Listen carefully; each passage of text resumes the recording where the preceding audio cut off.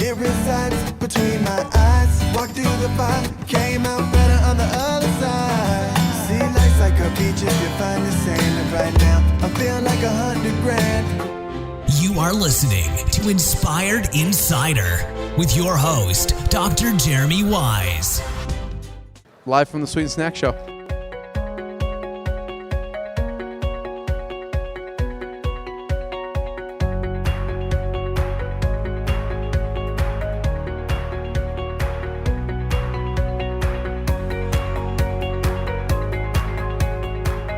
Dr. Jeremy Weiss here. We're live at the Sweet and Snack Show. I'm here with founder Haas of the Daily Crave and introduced by our friend Aaron.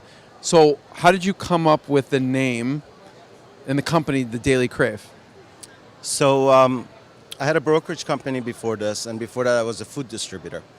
And one day driving home, I got the news that one of our biggest brands fired us after 15 years of managing their business. Sales were up, everything was good. They wanted to go to a bigger national company, which we weren't. We were a local food brokerage company. We did, brands. You did too good of a job for them, is what you're saying. And we had brands like Newman's Own Organic and many wonderful brands. And it really upsetted me because we had done nothing wrong and everything right. We basically put them on the map in California, and I could have been mean and go replace it with another item, but I always had it in the back of my mind that I had enough experience, I had built enough brands, distributed, brokered enough brands that I can do my own. Right. So I literally called my wife. Now I'm doing about 90 miles an hour, literally, coming from San Francisco into Folsom, California. And I said, let's pick a name for our new company. And she goes, what? Are you out of your mind? And I said, no, let's get behind the yes. PC. Well, yes, we all are a little bit nutty, right? Yes. So I asked her to get to the trademark site and try to pick our company name. The first name that came to my mind was The Daily Habit, because snacks are something that, you do every day and it's habitual. And that was taken by a TV station, actually. So I said, what would be like a habit even better? I crave snacks every day. I'm a snacker. The Daily Crave. I think it will have tremendous opportunities by looking like a newspaper bag, which everyone will recognize. It will be distinctive, and the name was not taken. That's how the name was taken. I like the Daily Crave better. I love that better because there's no negative connotation to it. So we did that. I had sold Veggie chips and sticks and healthy brands as a broker before, so I knew that product sells, and there's a recognition out there that I don't have to spend a ton of money explaining to people what veggie chips are, what veggie straws are, and things like that. So I said, okay, it's going to be snacks, it's going to be a product that's highly consumable, and I don't have to educate the public. With the bag, with the kind of design that we have in mind, it'll be amazing. Next two calls were to two of my friends, and I said, this is what I want to do, are you guys in? And they said, yes. What does in mean? Did they know what they're signing up for? No, they didn't. There was no budgeting. There was no anything at that time. I'm literally still driving 90 miles an hour with steam coming out of my head because I'm still upset about what had happened. But now I want to take it into a positive direction rather than... You've directed your energy into a positive way. I'm so determined to do this. So they said, yeah, we'll do it with you. I said, okay, great. Next one was to my designer. I said, literally take the Sacramento Bee newspaper, change the name to Daily Crave, huge breaking news, and then go to the future competitor website, take their veggie chip picture and put it in the middle of it, send it to me. He goes, what are you doing? I said, I'll explain to you later, but I need that in my office when I get back home. So he did that, and then called the packer that I knew my competitor used, and I said, would you pack for us? And he goes, absolutely, but you have to buy 50,000 cases of each item. I'm like, 50,000 cases? I don't even have a bag. I have nothing right now. I said, okay, send me your agreement and we'll deal with it. So literally, that's how the company started. That's what we were talking earlier about, the 2-hour period. Exactly the case. It's more like a 30-minute period this all happened. No, I mean, there's a lot of conversations going on between my wife and I, between my partners, the designer, and trying to explain to them that really what I'm looking for and what I want the bag to look like. Right. So that's where things started, and I would say within less than 4.5 months, we had our first bag, and we sold a truckload to the East Coast and a truckload to the West Coast, and we were up and running. What did you start with? What kind of product was it? It was veggie chips and veggie sticks, And what flavors? just salted, regular salted.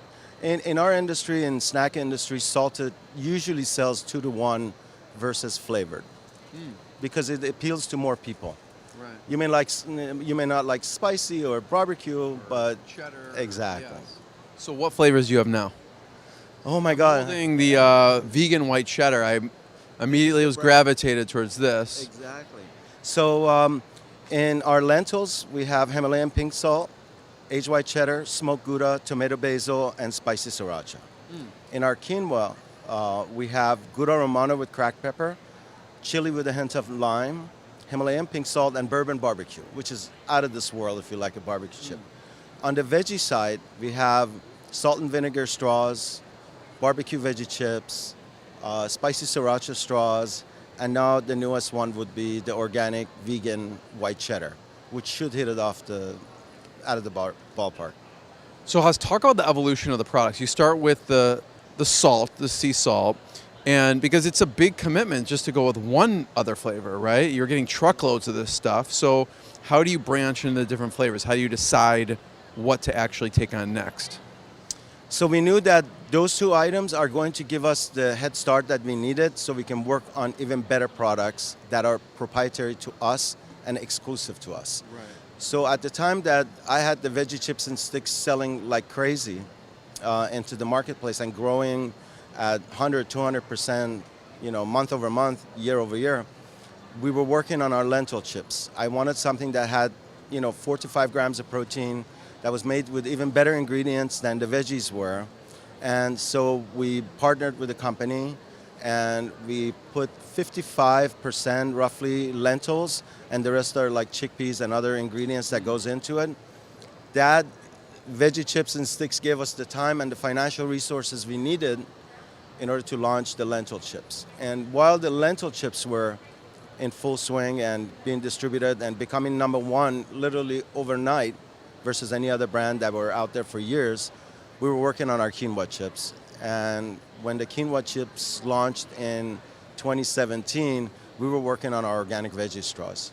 There's always something in the pipeline, it seems like. Always something in the pipeline, and it's because the consumers want variety, and we want to cater to them. We want to give them a product that is not only non-GMO, gluten-free, higher protein, but now organic. So organic is our newest expansion, which we're really, really concentrating on. So where can people get them? Well, nationally, and also in 22 countries. As of right now in Chicagoland, you can find them in Jewel, Woodman's, Fresh Time, Meijer, and many other wonderful retailers that support our brand and our cause. Okay. And then I want to talk about two things. One, starting any company is not easy. So some of the challenges, and then on the flip side, what are some of the proud moment for you? What are some of the challenges? So initially when we launched, we had used the wrong word for sticks that was trademarked by our competitor, which we weren't aware of. And our attorneys never caught it. They trademarked the word sticks? Sticks with the X, not a CK. Yeah. And we weren't trying to copy them. We just thought it would be cooler to have sticks. This is happening so quickly that I didn't have really enough time to sit back and say, okay, let's make sure everything is, taken care of. And our attorney never caught it. So they came to us at our first show and they said, you have to tear down your display. I go, why? They go, you're using our trademark. And we literally had to throw away about $70,000 worth of bags and cases before we even started the company. But if you're determined, if you know you're on the right Can you path. just take a Sharpie and put an extra X on the end or something? I mean, The problem is with our bags, as you can see, there's many stories. There's funny it fictional shows up, stories, yeah. and then there is informative stories Have there. So little it was all over the place. That's terrible. So I couldn't That's just stick terrible. around. But again, the determination was there, Yeah. and the knowledge was there that this product will be a home run for our company. So we did it, got over it, learned a huge, quick lesson not to do it again, and changed our attorney, obviously. Hopefully you did something with those 70,000 bags, like make a coat out of it or something. No, everything got thrown out. I actually got charged 15% over that cost for discarding it. And my packer had to do that. Absolutely horrible. So let's not think about that for a second. That was the hardest part. What's been a proud moment? I think seeing our product in people's shopping carts is a feeling like I've never had before. Yeah. It was unbelievable.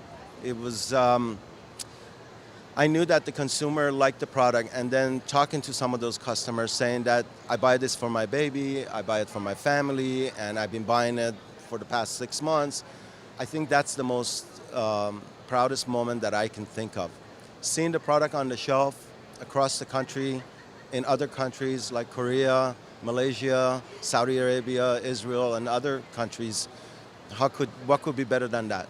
I think food is something that connects everyone together, whether you have them at your home or you sell your product in their supermarkets that they take to their home. Yeah. I mean, obviously you have a lot of industry knowledge, right, as a food broker, and what are some of the lessons that you have learned as a food broker, because you've been doing that for a long time? I think having the right packaging, having the right ingredients and attributes, combined with the right value is the key to success. So if you have a product that is great, phenomenal product, but it's priced incorrectly, you will miss a portion of the market that you cannot afford to miss. You need to be mass appeal, yet know that, for example, in natural markets, in our lentil chips, Himalayan pink salt's number 1, sriracha's number 2 because it's vegan, both are vegan. In conventional, aged white cheddar is number 2 because there are less people that are vegan that shop the conventional stores. You have to know your market, you have to know your product line, who you're catering to, place it on the shelf at a great price. Most people will give you a try. Yeah. So where should we point people towards? Where should they go online to check you out? Amazon.com right now is our biggest online distributor. We're proud to be in there. In the regular stores, as I mentioned, you could find us in ShopRites in New York, New Jersey, and East Coast, and Myers and Jewel in Chicagoland. And what's your website? It's www.thedailycrave.com. The Daily Crave? The Daily. Okay. The Daily Crave, guys, check them out. I think my personal favorite is the vegan white cheddar, but they're all good. So thank you. Thank you very much. What I got, you can't buy. It resides between my eyes. Walked through the fire, came out better on the other side. See, life's like a beach if you find the sand. And right now, I'm feeling like $100 grand.